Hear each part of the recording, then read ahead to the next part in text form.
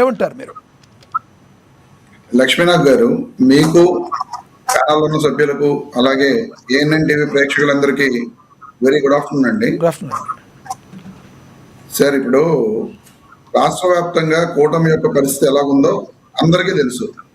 కూటమి అధికారంలోకి రావడానికి ముఖ్య కారణం సూపర్ 6 పథకాలను వీళ్ళు పూర్తిగా చేయకుండా ఎగరగొట్టేసి టోటల్ గా ఈరోజు ప్రజల్లో తీవ్ర అసంతృప్తి ఉందనేది కూటమి పార్టీలకు అందరికీ కూడా తెలుసు, రాష్ట్ర ప్రజలందరికీ కూడా తెలుసు.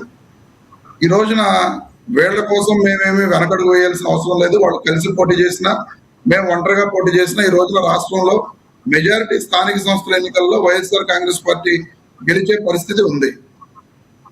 కానీ వీళ్ళు ఏమనుకుంటున్నారంటే, మేము కలిసి ఉంటే, కూటమిగా ఉంటే ఖచ్చితంగా మేమే గెలుస్తాం, సో ఏదో ఒక రకంగా సర్దుబాటు చేసుకోవాలనే ఉద్దేశంలో టీడీపీ జనసేన పార్టీలు ఉన్నాయనేది మనకందరం కూడా చూస్తున్న విషయం. ఎందుకంటే నారా లోకేష్ గారు వాళ్ళ కార్యకర్తల సమావేశంలో జనసేన పార్టీకి 15%, బీజేపీ పార్టీకి 5% ఇస్తామని చెప్పిన తర్వాత ఆ వార్త ఆంధ్రజ్యోతి పత్రికలో ప్రముఖంగా ప్రచురించిన తర్వాత జనసేన పార్టీకి చెందిన నెంబర్ 2 స్థానంలో ఉన్న ఆదండ్ల మనోహర్ గారు, మేము 2024 ఎన్నికల్లో చాలా తగ్గాం, ఈ రాష్ట్ర భవిష్యత్తు కోసం మేము తగ్గడం జరిగింది, కానీ రేపు స్థానిక సంస్థల ఎన్నికల్లో అటువంటి పరిస్థితి ఉండదు, మేము మా కార్యకర్తల యొక్క కోరిక మేరకు వాళ్ళు కోరుకున్న సీట్లలో మేము పోటీ చేయాలి అని చెప్పి ఆయన డైరెక్ట్ గా మాట్లాడటం జరిగింది.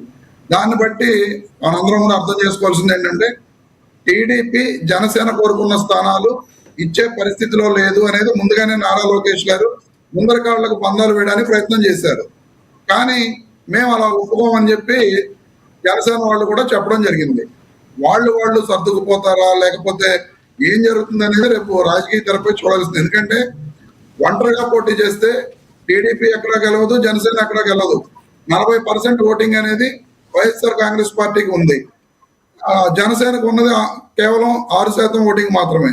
అలాగే టీడీపీకి ఉన్నది ఆ 39-40% ఓటింగ్ మాత్రమే. సో మెజారిటీ పంచాయతీల్లో కానీ స్థానిక సంస్థల ఎన్నికల్లో కానీ వైఎస్ఆర్ కాంగ్రెస్ పార్టీ మెజారిటీ స్థానాల్లో గెలిచే అవకాశాలు ఉన్నాయి. కాబట్టి ఖచ్చితంగా వాళ్ళిద్దరూ విడిగా పోటీ చేయడానికి అంగీకరించరు, వాళ్ళిద్దరూ కలిపే వెళ్తారు, ఏదో ఒక రకంగా సర్దుబాటు చేసుకోవడానికి ప్రయత్నం చేస్తారు.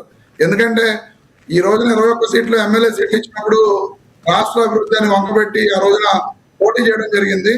రేపు పొద్దున మరో వంకతోటి పవన్ కళ్యాణ్ గారు 15% సీట్లకైనా సరే ఒప్పుకొని వాళ్ళిద్దరూ కలిపి పోటీ చేస్తారనేది నా నిశ్చిత అంటే కాదు. 15% ఓటింగ్ తోనే వెళ్తారని అనుకుంటున్నారు, కానీ పవన్ కళ్యాణ్ గారు గతంలో ప్రామిస్ చేసినట్టుగా ఆయన అడిగిన విధంగా టీడీపీ ఇస్తుందని మీరు భావించట్లేదా?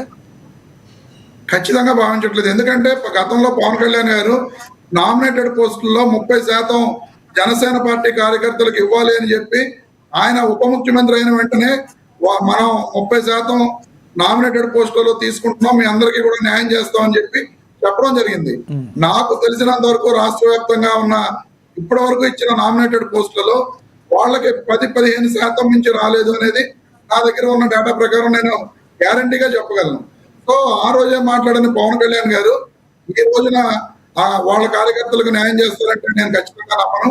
ఖచ్చితంగా ఆయన 15%కైనా ఒప్పుకొని పోటీ చేస్తారనేది నా నిశ్చిత అభిప్రాయం అని చెప్పి నేను మీకు తెలియజేస్తున్నాను లక్ష్మీనాథ్ గారు. ఇక జగన్మోహన్ రెడ్డి గారి విషయానికి, మా పార్టీ విషయానికి వస్తే, జగన్మోహన్ రెడ్డి గారు గతంలో ఏకగ్రీవాల వాళ్ళని చెప్పి కోరుకున్నారు, ఇప్పుడు కోరుకోవడం లేదు, ఎన్నికలు జరగాలంటున్నారని చెప్పి మీరు మాట్లాడడం జరిగింది. గతంలో అధికారంలో ఉన్నప్పుడు కూడా జగన్మోహన్ రెడ్డి గారు ఏకగ్రీవాలైన పంచాయతీలకు ఈ విధంగా నజరానాలు ఇవ్వడం జరుగుతుంది. ఎక్కడ ఏకగ్రీవం అయితే అక్కడ చాలా చోట్ల గతంలో కూడా ఏకగ్రీవాలు జరిగినాయి. అందులో కొన్ని చోట్ల టీడీపీకి ఏకగ్రీవం జరిగింది, కొన్ని చోట్ల వైసీపీకి జరిగింది, మరికొన్ని చోట్ల జనసేన వాళ్ళకు కూడా ఏకగ్రీవం జరిగిన ఎంపీటీసీలు కూడా ఉన్నాయి. కానీ ఈ రోజున స్పెసిఫిక్ గా జగన్మోహన్ రెడ్డి గారు అలా చెప్పడానికి ముఖ్య కారణం ఏంటంటే, పులివెందుల బై ఎలక్షన్ చూసాం, ఒంటిమిట్ట బై ఎలక్షన్ చూసాం, స్థానిక సంస్థల ఎన్నికల రెండు కూడా కేవలం అటువంటి స్థానిక సంస్థల ఎన్నికల్లో కూడా ఈ కూటమి ప్రభుత్వం ఎంత దారుణంగా దుర్మార్గంగా పోలీసులను ఉపయోగించి ఏ విధంగా అక్కడ ఓటర్లను భయపెట్టి ఆ స్థానాలను గెలుచుకోవడానికి ప్రయత్నం చేసిందో, ఒంటిమిట్ట ఎన్నికలు అయితే అక్కడ ఉన్న మంత్రి రామప్రసాద్ రెడ్డి గారు డైరెక్ట్ గా పెట్టి ఏ విధంగా రిగ్గింగ్ పాల్పడ్డారో ఈ సంగతులన్నింటినీ కూడా ఈ సంవత్సరంలో జరిగిన ఉప ఎన్నికలు, స్థానిక సంస్థల ఉప ఎన్నికల్లో చూడటం జరిగింది. సో రేపొద్దున కూడా అలాగే భయపెట్టి క్యాడర్ ని నిర్వీర్యం చేసే పరిస్థితిలో కూటమి ప్రభుత్వం ఉంటుంది కాబట్టి స్థానిక నియోజకవర్గంలో ఉన్న ఎమ్మెల్యేలను, ఇన్ఛార్జీలను చాలా గట్టిగా చెప్పడం జరిగింది. ఎక్కడ ఎటువంటి ఎన్నికలు కూడా ఏకగ్రీవం కావడానికి కుదరదు. మీరు స్థానిక కార్యకర్తలకు అండగా ఉండి దీనిని ఏం చేస్తున్నారంటే జగన్మోహన్ రెడ్డి గారు ఏకగ్రీవం అవడానికి కుదరదు అని చెప్పి ఆ పాయింట్ ముందుకు తీసుకొస్తున్నారు. కానీ జగన్మోహన్ రెడ్డి గారు కార్యకర్తలకు అండగా ఉండి మీరు కార్యకర్తల వెంట ఆర్థికంగా స్ట్రాంగ్ గా నిలబడి వాళ్ళకి నైతిక బలాన్ని ఇచ్చి ఎన్నికల్లో పోటీ చేసే విధంగా మీరు వాళ్ళకి అండగా ఉండండి అని చెప్పి చెప్పడం జరిగింది. ఎందుకంటే ఈ రోజున స్థానిక సంస్థల ఎన్నికల్లో కార్యకర్తలు ముందుకు వచ్చి పార్టీకి పనిచేసి అనేక చోట్ల పార్టీ విజయం సాధిస్తే రేపొద్దున భవిష్యత్తులో జరిగే అసెంబ్లీ ఎన్నికల్లో కానీ ఏ ఎన్నికల్లో అయినా సరే పార్టీ విజయం అలవోకగా సాధిస్తుంది అనేది జగన్మోహన్ రెడ్డి గారి ఉద్దేశం. కాబట్టి ఆయన ఎట్లా కూడా ఏకగ్రీవం కాకూడదు అని చెప్పడం జరిగింది తప్ప వేరే విధంగా వేరే ఉద్దేశాలతోటి తెలుగుదేశం కానీ జనసేన పార్టీ వాళ్ళు చెబుతున్నట్టుగా అటువంటి ఉద్దేశాలతోటి జగన్మోహన్ రెడ్డి గారు మీరేమనుకుంటున్నారు? ఈ స్థానిక సంస్థల రాబోయే ఎన్నికల్లో అసలు ప్రశాంతమైన వాతావరణంలో జరుగుతాయనుకుంటున్నారా? ఒకవేళ మీ సైడ్ పార్టీ నుంచి మీ ఎంత ప్రోద్బలం ఏ రకంగా ఉంటుంది? ప్రశాంతమైన వాతావరణంలో జరిగించడానికి మీ వైసీపీ పార్టీ ప్రోద్బలం ఎంత ఉంది? యాక్సెప్ట్ చేస్తుందా ప్రశాంతమైన వాతావరణంలో చేయించడానికి? సార్ ఇప్పుడు ఖచ్చితంగా మేము అనుకునేది ఏంటంటే స్థానిక సంస్థల ఎన్నికలు ప్రశాంతంగా జరగాలని ఏ పార్టీ అయినా కోరుకుంటుంది. కానీ మొన్న జరిగిన స్థానిక సంస్థల బై ఎలక్షన్స్ లో ఉప ఎన్నికల్లో తెలుగుదేశం పార్టీ చాలా దారుణంగా, దుర్మార్గంగా, దౌర్జన్యంగా పోలీసు వ్యవస్థను ఉపయోగించి అక్కడ డీఐజీగా ఉన్న కోయా ప్రవీణ్ గారు మీరు చూడటం జరిగింది. ఆ రోజు ఏం మాట్లాడారండి? స్థానికంగా అక్కడ కడప ఎంపీగా ఉన్న అవినాష్ రెడ్డి గారి ఇంటికి కూడా వెళ్ళి ఆయన ఏ విధంగా ప్రవర్తించారో, ఎంత దారుణంగా అక్కడ వైఎస్ఆర్ కాంగ్రెస్ పార్టీ నాయకులు, కార్యకర్తల మీద బిహేవ్ చేశారో, ఎంపీ గారిని హౌస్ అరెస్టులు చేశారో, ఇవన్నీ కూడా ఇప్పుడు మనం కళ్ళారా చూడటం జరిగింది. అటువంటి పరిస్థితులు అనేవి ఉండకూడదని వైఎస్ఆర్ కాంగ్రెస్ పార్టీ కోరుకుంటుంది. అవును రమేష్ గారు ఇప్పుడు మీరు చెప్పేది వాస్తవం అయితే గతంలో మీ ప్రభుత్వం ఉండగా కనీసం నామినేషన్ పత్రాలు కూడా మహిళలు వేయలేకుండా చెప్పరాని చోట నామినేషన్ పత్రాలు తీసుకువెళ్ళి దాచుకుని వెళ్ళి వేశారని గతంలో వచ్చిన మాటలో వాస్తవం లేదంటారా?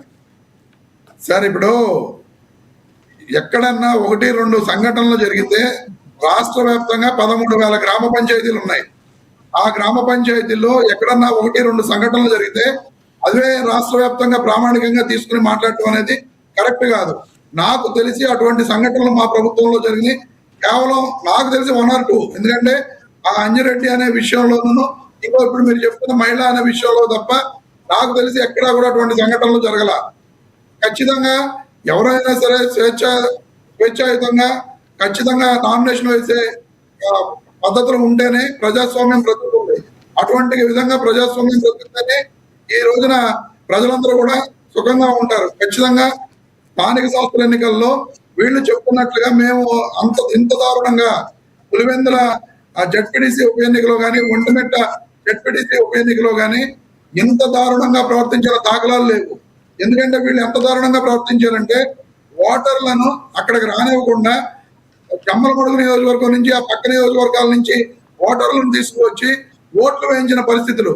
స్వయంగా కలెక్టర్ గారు అక్కడ పోలింగ్ బూత్ లో ఉండగానే జమ్మలమడుగు సంబంధించిన వ్యక్తులు వచ్చి ఆ పోలింగ్ బూత్ లో పులివెందుల జడ్పీటీసీకి ఓటు వేస్తుంటే ఆ ఫోటోలన్నీ కూడా డైరెక్ట్ గా మీ మీడియాలో డైరెక్ట్ గా